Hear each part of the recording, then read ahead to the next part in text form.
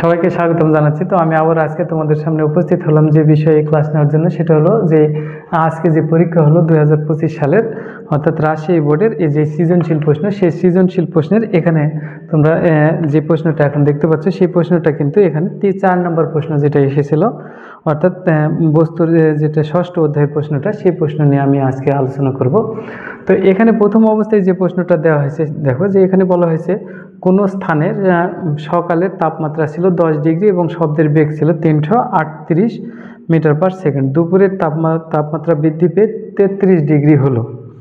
তাহলে সেই আলোকে দৃশ্যপট 1 থেকে নির্ণয় করতে হবে যে দৃশ্যপট 1 অনুসারে 1-এর স্থানটিতে দুপুরে শব্দের বেগ কত হবে। তো এটা নির্ণয় করার জন্য আমাদের যে কাজটা করতে হবে, দেখো আমরা তাহলে প্রথম অবস্থায় নাম্বার দিয়ে নিই। তাহলে এখানে 4 নম্বর যেহেতু প্রশ্ন, 4 নম্বরের গ, এখানে 4 নম্বরের গ এর অ্যান্সার করার জন্য আমরা কিন্তু জানি শব্দের বেগ সংক্রান্ত যে সূত্রটা, তাহলে আমরা এটা লিখে নেব যে আমরা জানি v2 ডিভাইডেড v1 সমান রুট t2 ডিভাইডেড t1। তাহলে এটা লিখে দিলাম। এখানে কিন্তু প্রথম অবস্থায় আমাদের লিখতে হবে যে এখানে, তাহলে এখানে যে তথ্যটা আছে, দেখো এখানে v1 এর মান কিন্তু দেওয়া হয়েছে 338 মিটার পার সেকেন্ড, আর t2 এর মান দেওয়া হয়েছে t2, যেটা হচ্ছে দুপুরের তাপমাত্রা, অর্থাৎ t2 সমান 33 ডিগ্রি সেলসিয়াস। তাহলে 33 যোগ 273 আমরা আগে লিখে নিব। তাহলে এখানে পাচ্ছি, এটাকে যদি আমরা যোগ করে দিই তাহলে পাবো 306 ডিগ্রি সেলসিয়াস। আর t1 এর মান কিন্তু তোমরা প্রায় যে অঙ্কগুলো করেছো এটাকে কিন্তু 273 ধরে নাও, ওটা ছিল 0 ডিগ্রি সেলসিয়াস। তাহলে এখানে কিন্তু 0 ডিগ্রি সেলসিয়াস যেহেতু দেওয়া নাই, প্রথম অবস্থায় তাপমাত্রা ছিল 10 ডিগ্রি, তাহলে এখানে আমরা লিখব 10 ডিগ্রি সেলসিয়াস। তাহলে 273 যোগ 10 এখানে দিলে ডিগ্রি সেলসিয়াস, তাহলে হবে 283 ডিগ্রি সেলসিয়াস। এই মানটা যদি বসিয়ে দেওয়া হয় তাহলে দেখো এখান থেকে পাচ্ছি, বা তাহলে v2 সমান হবে রুট t2 ডিভাইডেড t1 গণিত v1। তাহলে বা v2 সমান আমাদের এখানে আসতেছে 306, তাহলে 306 আর নিচে হচ্ছে 283, তার উপরে রুট থাকবে আর গুণ দিয়ে v2 হচ্ছে 338 ডিগ্রি 38 মিটার পার সেকেন্ড। তাহলে বা v2 সমান কত হচ্ছে, এখানে যদি আমরা ভাগ করে গুণ করে দিই তাহলে একবারে অ্যান্সার দেখো আমি করে দিচ্ছি। তাহলে এটা অ্যান্সার করার জন্য প্রথমে আমরা লিখব 306 ভাগ 283 283, তাহলে ভাগ করে সেটাকে আবার বর্গমূল করতে হবে। তাহলে রুট অ্যান্সার যদি করি, তাহলে অ্যান্সার করার পরে গুণ দিয়ে দিলাম একবারে 338, তাহলে 338, তাহলে উত্তর হবে 351.47, অর্থাৎ 35.47 এত মিটার পার সেকেন্ড। এটাই কিন্তু ওই দুপুরে অর্থাৎ 33 ডিগ্রি সেলসিয়াস তাপমাত্রায় শব্দের বেগ। তাছাড়াও যদি কেউ অঙ্কটা যদি তোমরা এইভাবে প্রথম অবস্থায় এটাকে মানে তোমরা এই v1 আগে নির্ণয় করে 2 সেকশনেও যদি অঙ্ক করো তাহলে সেটা অঙ্ক হবে। তো যাই হোক, আমি সেটা আর করে দিলাম না, সরাসরি এখন গ নম্বর যেহেতু হয়ে গেল, এখন আমরা ঘ নম্বর প্রশ্নটা দেখব। তো ঘ নম্বর প্রশ্নটাতে এখানে দেওয়া হয়েছে দৃশ্যপট 2, যে চিত্রটা দেওয়া হয়েছে সেই চিত্র অনুসারে দৃশ্যপট 2 এর এ ও বি, অর্থাৎ এখানে বলা হয়েছে বি বস্তুকে পি পাত্রের তরলে ফেলা হলে বি এর সম্পূর্ণ অংশ গলবে কিনা। অর্থাৎ বি অংশে কিন্তু এখানে বি অংশে 0 ডিগ্রি সেলসিয়াস তাপমাত্রায় 50 গ্রাম বরফ দেওয়া হয়েছে, আর এ অংশের ক্ষেত্রে কক্ষ তাপমাত্রা হয়েছে 28 ডিগ্রি সেলসিয়াস তাপমাত্রা, এবং পাত্রের ভর হচ্ছে 100 গ্রাম, আর পাত্রের আপেক্ষিক তাপ দেওয়া হয়েছে 900, আর পানির ভর দেওয়া হয়েছে 80 গ্রাম।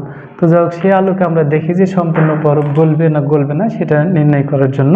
তাহলে এখন আমরা প্রথমে 4-এর ঘ দিয়ে তাহলে লিখে দেবো। দেখো এখানে কিন্তু 2টা সেকশন, একটা সেকশন হচ্ছে প্রথম অবস্থায় চিন্তা করে দেখো যে এখানে কিন্তু 0 ডিগ্রি সেলসিয়াস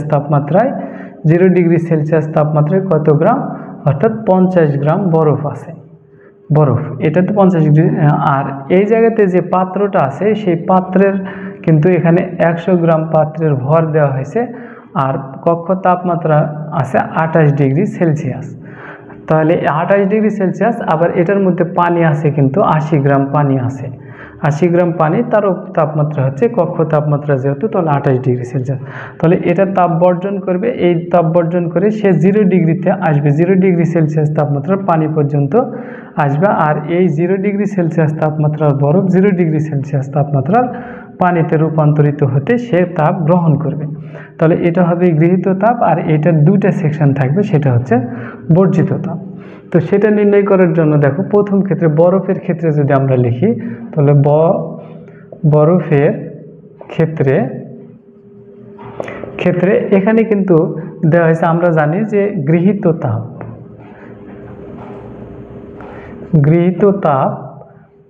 তাপ Q1 সমান হচ্ছে mL, যেহেতু এখানে 0 ডিগ্রি অর্থাৎ 0 ডিগ্রি সেলসিয়াস আমরা যদি বাংলাতে লিখি, তাহলে লিখতে হবে যে 0 ডিগ্রি সেলসিয়াস তাপমাত্রার 50 গ্রাম বরফ 0 ডিগ্রি সেলসিয়াস তাপমাত্রার পানিতে রূপান্তরিত হতে প্রয়োজনীয় তাপ।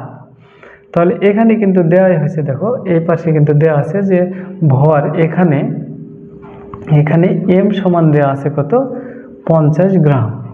50 গ্রামকে এখন যদি আমরা পরবর্তীতে 50কে যদি 1000 দ্বারা ভাগ করে দিই, তাহলে কেজি হিসেবে আসবে। তাহলে এখানে এই পরিমাণ আমরা পেলাম, এবং এল এর মান দেওয়া হয়েছে, অর্থাৎ আপেক্ষিক সূত্র তাপ দেখো এল সমান 336,000 তারপরে জুল পার কেজি। তাহলে জুল পার কেজি, অর্থাৎ এখানে এই মানটা দেওয়া হয়েছে।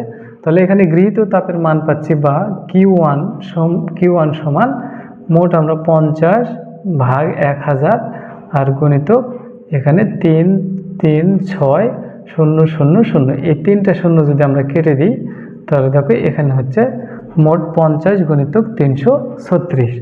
তাহলে এখানে পাবো আমরা কত, 50 গণিতক 336, তাহলে এখানে পাচ্ছি 16,800, অর্থাৎ এখানে 16,800 জুল তাপ কিন্তু এই বরফ সম্পূর্ণ গলার জন্য 16,800 জুল তাপের প্রয়োজন। এখন আমরা দেখব যে এই বর্জিত তাপ এই 16,800 হচ্ছে না হচ্ছে না, সেটা আমাদের যাচাই করতে হবে। তাহলে দ্বিতীয় ক্ষেত্রে যদি হিসাব করতে যাই, তাহলে এখন আমরা পাত্রের জন্য প্রথম অবস্থায়, তাহলে পাত্রের জন্য যদি Q2 হিসাব করি, Q2 সমান ms ডেল থেটা। এখন এই m এর মান কিন্তু এখানে দেওয়া হয়েছে, দেখো যে এখানে m সমান কত, 100 গ্রাম। 100 গ্রামকে আবার যদি কেজিতে রূপান্তর করি, তাহলে 100 আর নিচে 1000 কেজি, এটা হলো। আর এস এর মান, এস অর্থাৎ পাত্রের আপেক্ষিক তাপ কিন্তু এখানে দেওয়া আছে 900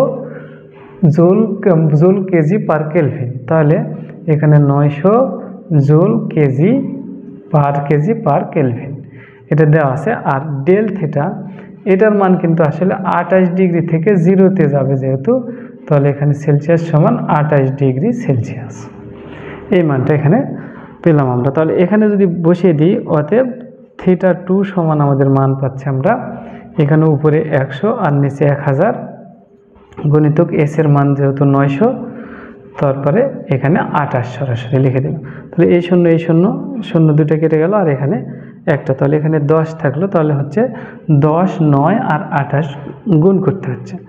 তাহলে এখানে 10 গুণ 9 গণিতক 28, তাহলে এখানে পাচ্ছি 25, 20, অর্থাৎ θ2 এর মান পাচ্ছি 25, 20 এত জুল। এটা কিন্তু পাত্রের মাধ্যমে তাপ বর্জন করছে, পাত্র তাপ বর্জন করছে। এখন আবার যে পরিমাণ পানি আছে, পানিটির তাপমাত্রা কিন্তু ছিল আবার 28 ডিগ্রি, তাহলে পানি কি পরিমাণ তাপ বর্জন করবে সেটা যদি আমরা হিসাব করি, তাহলে দেখো কি পাচ্ছে, আবার Q3 যদি লিখে দিই, যে Q3 সমান আবার ওই ms ডেল থেটা। এখানে কিন্তু আবার পাচ্ছি, দেখো m এর মান কিন্তু এখানে m এর মান পাবো কত, 80 গ্রাম। তাহলে 80কে যদি আবার 1000 দ্বারা ভাগ করে দিই, তাহলে 80 এত কেজি পেলাম আমরা। তারপরে এস এর মান কিন্তু আমরা জানি পানির আপেক্ষিক তাপ হচ্ছে 4200 এই জুল কেজি পার কেলভিন এটা। আর এখানে ডেল থিটার মান একই থাকবে, ডেল থিটা সমান 28 বিয়োগ 0 সেলসিয়াস সমান 28 ডিগ্রি সেলসিয়াস। তাহলে এখানকার ক্ষেত্রে এখন এটা কিন্তু Q1 এর মান, তাহলে আমরা এটা আমাদের যেহেতু পরে প্রয়োজন হবে যাচাই করার জন্য, তাহলে Q1 সমান এটা আমরা লিখে দিলাম। তাহলে এখান থেকে পাচ্ছি দেখো Q3 সমান M এর মান যেহেতু 80/1000 গণিতক S এর মান হচ্ছে 4200 আর গণিতক 28।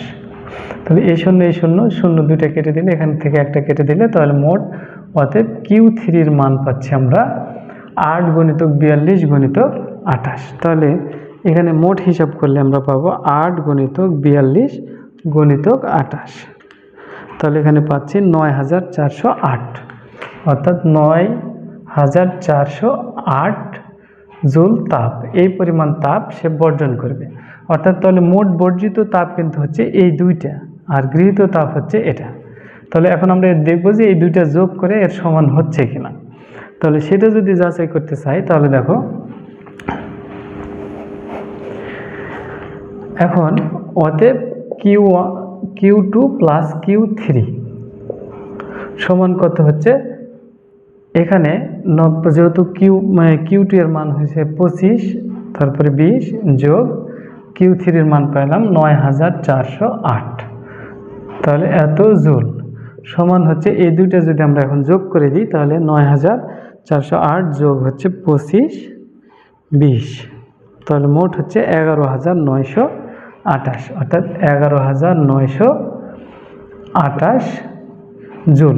এই পরিমাণ তাপ কিন্তু এটা বর্জিত তাপ, এটা বর্জিত তাপ। তাহলে তাপ বর্জন করতে সক্ষম হচ্ছে 11928 জুল, কিন্তু গৃহীত তাপ আমরা দেখতে পাচ্ছি দেখো 16800 জুল। তাহলে এখানে এই দুইটা পানি এবং পাত্র মিলে যে পরিমাণ তাপ বর্জন করছে, তাকে কিন্তু গলাতে অর্থাৎ বরফ গলতে কিন্তু 16800 জুল তাপের প্রয়োজন, কিন্তু এরা তাপ বর্জন করতে পারছে কত, 11928 জুল। সুতরাং এই তাপ বর্জন করে এই সম্পূর্ণ বরফ কিন্তু গলানো সম্ভব হবে না। তাহলে এখানে আমরা দেখতে পাচ্ছি যে সম্পূর্ণ অংশ গলবে না, এটাই কিন্তু তাহলে আমাদের এই ঘ নাম্বার যে প্রশ্নটা দেওয়া ছিল সেটার গাণিতিক ব্যাখ্যা। তো যাই হোক, আমি আশা করি তোমরা বুঝে নিয়েছো। তো সবাই ভালো থাকো, এই বলে আমি আজকে ক্লাস শেষ করলাম।